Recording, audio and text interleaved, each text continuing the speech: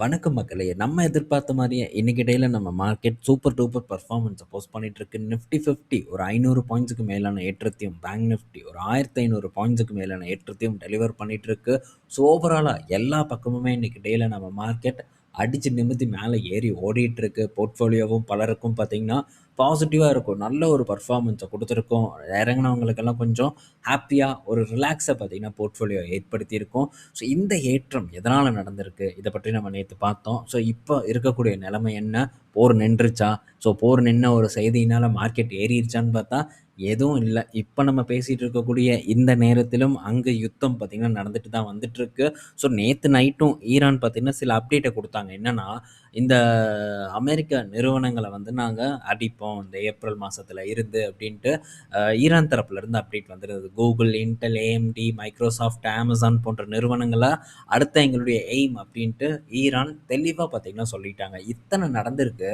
இருந்தாலும் பார்த்தீங்கன்னா, மார்க்கெட் இன்னைக்கு ஏறுதுன்னா என்ன ரீசன்? ஸோ ட்ரம்ப் ஒருத்தர்னால தான் மார்க்கெட் ஏறுது அப்படிங்கிறத நம்ம கண்டிப்பா புரிஞ்சுக்கணும். ஸோ ட்ரம்ப் சொன்ன ஒரு வார்த்தையினால 18 பட்டியில இருக்கக்கூடிய மார்க்கெட்டும் இன்னைக்கு டேல பாசிட்டிவ் பெர்ஃபார்மன்ஸ வந்து போஸ்ட் பண்ணிட்டு இருக்கு. ஸோ இன்னும் வார் முடியல. இன்னும் ஒரு 2லேருந்து 3 வாரம் ஆகும் அப்படின்ட்டும் ட்ரம்ப் கிட்ட இருந்து ஒரு செய்தி வந்திருக்கு.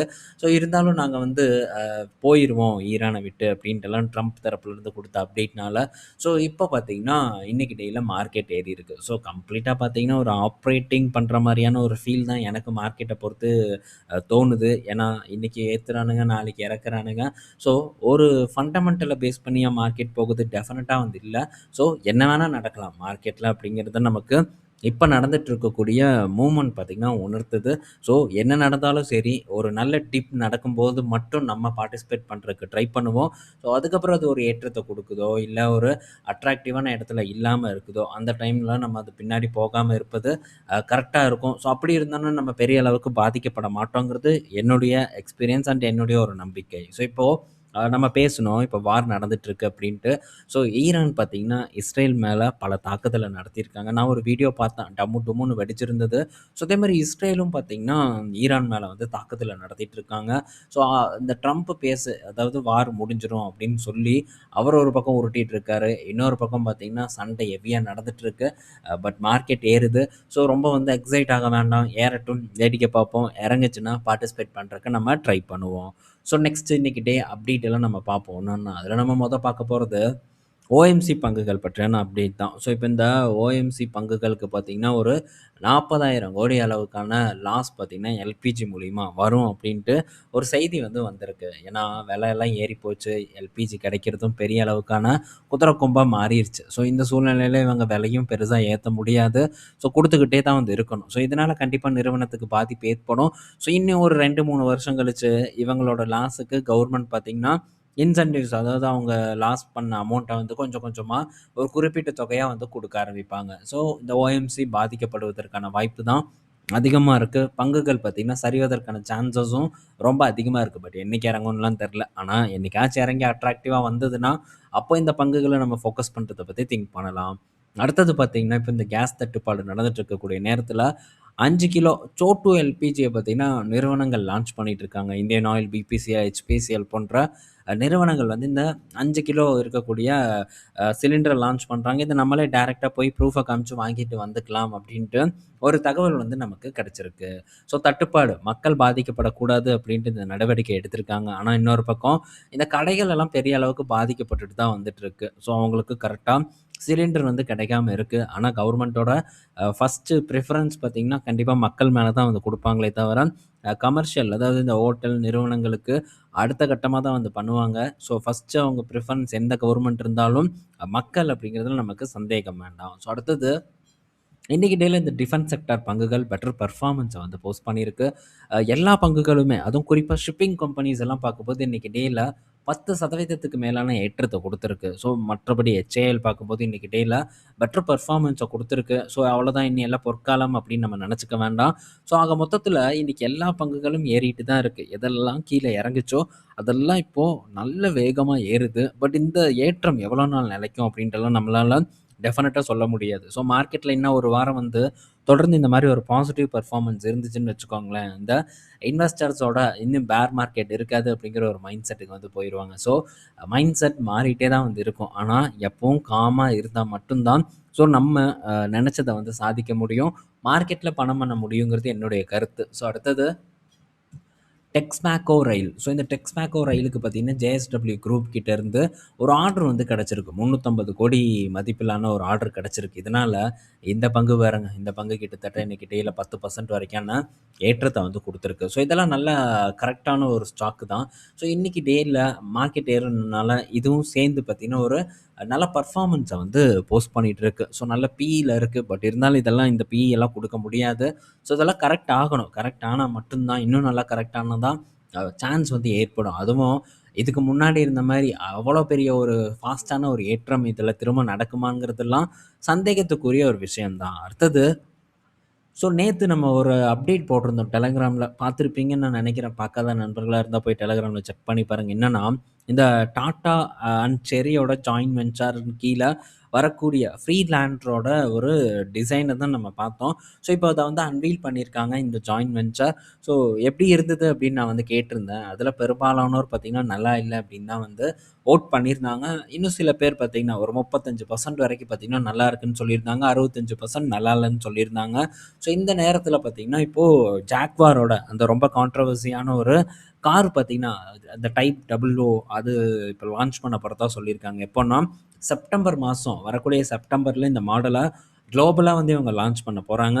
ஸோ டாடா மோட்டார்ஸ பொறுத்தவரைக்கி ஒரு முக்கியமான ஒரு கட்டம் பார்த்தீங்கன்னா, இப்ப எட்டி பாக்குது. மேபி இது ஃபெயிலியர் ஆச்சுன்னா, டாடா மோட்டார்ஸோட இம்பாக்ட் பார்த்தீங்கன்னா, பெரிய அளவுக்கு வந்து இருக்கும். ஸோ இந்த ஃப்ரீலாண்டரோட இத பார்த்தேன். ஆல்மோஸ்ட் வந்து டிஃபெண்டரோட ஃப்ரண்ட் எண்ட் ஈவிக்காக வந்து மாற்றப்பட்ட மாரி தான் எனக்கு வந்து தோணுச்சு. ஸோ அந்த அளவுக்கு இல்ல. பொம்மை காராட்ட மாரி தான் எனக்கு அந்த ஃப்ரீலாண்டர் கார் பார்க்கும்போது ஃபீல் ஆச்சு. ஸோ இதே மாரி டிஃபெண்டர்லயும் அவங்க அப்டேட் கொண்டு வந்தாங்கன்னா, ஸோ டெஃபினட்டா வந்து பாதிக்கப்படுவது உறுதி அப்படின்னு தான் நான் நெனைக்கிறேன். சேல்ஸ் இம்பாக்ட் ஆவதற்கான சான்சஸ் ரொம்ப அதிகமா இருக்கு. அந்த காரோட வொர்த்து அரவுண்ட் வந்து ஒரு $55,000 கிட்ட வந்து அவங்க பிரைஸ் பண்ண போறதாவும் தகவல் வந்திருக்கு. ஸோ $55,000க்கு சைனால எத்தன ஆப்ஷன்ஸ் இருக்கு அப்படிங்கிறத நீங்க கண்டிப்பா வந்து எக்ஸ்ப்ளோர் பண்ணி பார்க்கணும். எக்கச்சக்கமான ஆப்ஷன்ஸ் வந்து இருக்கு. ஸோ அதனால எப்படி போட்டி போட்டு அந்த வாகனத்த விப்பாங்கங்கிறதெல்லாம் பொறுத்திருந்து தான் நம்ம பார்க்கணும். ஸோ அடுத்தது அவென்யூ சூப்பர் மார்க்கெட் கிட்ட இருந்து ஒரு அப்டேட். ஸோ இப்போ நெக்ஸ்ட்டு ஆட்டோ சேல்ஸ் டேட்டா இப்போ நம்ம பேசிட்டு இருக்கக்கூடிய நேரத்தில ஒன் பை ஒன்னா வந்து வந்துட்டுருக்கு. நம்ம இத வந்து கன்சாலிடேட் பண்ணி ஈவினிங் வீடியோல வந்து டிஸ்கஸ் பண்றதுக்கு ட்ரை பண்ணுவோம். ஸோ நெக்ஸ்ட் பார்த்தீங்கன்னா, டிமார்ட் இன்னைக்கு டேல அடேங்கப்பாங்கிற மாரி ஒரு ஏற்றத்த குடுத்துருக்கு. இப்பலாம் வேல்யூவேஷன் கண்ணுக்கு தெரியாதா என்னன்னு தெரியல. 7.5% வரைக்கான ஏற்றம் டிமார்ட்ல நடந்திருக்கு. என்ன ரீசன்னா 500 கடைகள வந்து இப்போ தாண்டியிருக்காங்க. 500 கடை வரைக்கும் ஓப்பன் பண்ணியிருக்காங்க டிமார்ட். இது ஒரு மிகப்பெரிய ஒரு பாசிட்டிவ் நியூஸா வந்து பார்க்கப்படுது. ஸோ ஃபியூச்சர்ல ஒரு பெரிய குளோபல் செயினா இருக்கும். ஆனா இடப்பட்ட டைம்ல இதோட மதிப்பீடு வந்து கண்டிப்பா சரிவடையணும். 2 பெரிய சூப்பர் மார்க்கெட் ஜெயண்ட் இருப்பாங்க. ஒண்ணு ரிலையன்ஸ், இன்னொன்னு டிமார்ட்டா வந்து இருக்க போறாங்க. அதுல எந்த சந்தேகமும் நமக்கு வேண்டாம். ஆ பார்ப்போம் எப்படி பெர்ஃபார்ம் பண்ணுதுன்ட்டு. பட் நமக்கு என்னைக்காச்சும் ஒரு நல்ல சான்ஸ் கிடைச்சா தான் இந்த மாரி பங்க வந்து நம்ம ஃபோக்கஸ் பண்றதுக்கு ட்ரை பண்ணணுமே தவிர, ஸோ இடப்பட்ட டைம்ல நம்ம பண்ணணும்னா கண்டிப்பா மாட்டிக்குவோம். ஆனா அதே சமயத்துல என்ன நடக்குது? கம்பெனி எப்படி போயிட்டு இருக்குங்கிறதையும் தொடர்ந்து நம்ம ட்ராக் பண்ணிட்டே வரணும். ஸோ அப்படி வரும்போது நம்ம மைண்ட்ல அந்த டேட்டாலாம் கலெக்ட் ஆகி தான் இருக்கும். ஸோ சடனா ஏதாச்சும் ஒரு ப்ராப்ளம் நடக்கும்போது ஈஸியா நம்ம ரீகலெக்ட் பண்றதுக்கு யூஸ்ஃபுல்லா வந்து இருக்கும். அதே மாரி நேத்து நம்ம HUL பற்றி நைட் ஒரு அப்டேட் போட்டிருந்தேன். ஸோ அத பற்றியான ஆர்டிக்கல் பார்த்தீங்கன்னா, டெலகிராம் அண்ட் வாட்ஸ்அப் குரூப் 2லயும் போஸ்ட் பண்ணியிருக்கேன். ஸோ இன்ட்ரஸ்டடா இருந்தா மட்டும் போய் செக் பண்ணி பாருங்க. என்னன்னா, இந்த HULஓட அதாவது பேரண்ட் கம்பெனி யூனிலிவர் அண்ட் இந்த மெக்கார்மிக். ஸோ இவங்க 2 பேரும் பார்த்தீங்கன்னா, அவங்களுடைய ஃபுட் பிசினஸ இணைக்கிறாங்க. ஸோ HUL அதாவது யூனிலிவர்ல இருந்து அந்த ஃபுட் பிசினஸ வித்து, அதாவது வெளிய கொண்டு மெக்கார் கூட வந்து மெர்ஜ் பண்ணி, அத ஒரு புது என்டிட்டியா வந்து உருவாக்குறாங்க. ஸோ அதோட பாதிப்பு நம்ம கம்பெனிக்கு இருக்குமா? என்ன ஏதுங்கிறதெல்லாம் அந்த ஆர்டிக்கல்ல டிஸ்கஸ் பண்ணியிருக்கோம். நேத்து யூனிலிவர் பார்த்தீங்கன்னா, கிட்டத்தட்ட 5, 6% வரைக்கான சரிவ வந்து சந்திச்சிருந்தது. இந்த ஒரு இம்பாக்ட் இன்னைக்கு இருக்கும் அப்படின்னு நான் எதிர்பார்த்தேன். ஆனா, பெருசா வந்து எந்த ஒரு இம்பாக்ட்டும் இந்துஸ்தான் யூனிலிவர்ல வந்து ஏற்படல. ஆனா, இப்போதைக்கு ஒரு 1%க்கு கீழ தான் பாசிட்டிவா வந்து ட்ரேட் ஆயிட்டு இருக்கு. ஸோ எனக்கு தெரிஞ்சு நல்ல வேல்யூவேஷன்ல இருக்கு. நல்ல ஒரு ஆப்பர்ச்சுனிட்டி இருக்கு.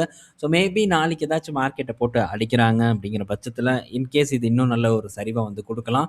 அப்படி குடுத்ததுன்னா, என்னுடைய ஒரு முதன்மையான தேர்வா இந்த பங்கு இருக்கும் அப்படிங்கிறதுல எந்த டவுட்டும் எனக்கு இல்ல. ஸோ பார்ப்போம் நடக்குதா அப்படின்ட்டு. பட் இப்போவும் நல்ல ஒரு இடத்துல தான் இந்த HUL வந்து ட்ரேட் ஆயிட்டு இருக்கு அப்படின்னு நான் சொல்லுவேன்.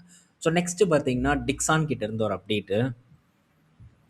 ஸோ டிக்ஸான் பார்த்தீங்கன்னா, நம்ம ஊர்ல இருக்கக்கூடிய ஆட்டோமொபைல் மேனுஃபேக்சரருக்கு இந்த டிஸ்ப்ளே வந்து சப்ளை பண்ண போறதா ஒரு நியூஸ் குடுத்துருக்காங்க. ஸோ ஆட்டோமொபைல்ஸ் நிறுவனங்கள் வந்து இவங்க கிட்ட அ பேச்சுவார்த்தை நடத்திட்டு இருக்கிறதாவும், இவங்களும் பல ஆட்டோமொபைல் நிறுவனங்கள் கிட்ட பேசிட்டு வந்துட்டு இருக்கிறதாவும் சொல்றாங்க. விரைவில் ஒரு புது டீல் பார்த்தீங்கன்னா, நாங்க உருவாக்குவோம் அப்படின்ட்டு டிக்ஸான் தரப்புல இருந்து ஒரு செய்தி வந்திருக்கு. இன்னைக்கு டிக்ஸானும் பாசிட்டிவ் பெர்ஃபார்மன்ஸ் தான். ஸோ இந்த ஒரு நாள் வச்சு எதுவும் முடிவு பண்ணக்கூடாது அப்படிங்கிறத நம்ம மனசுல ஏத்திக்கலாம். ஓகே.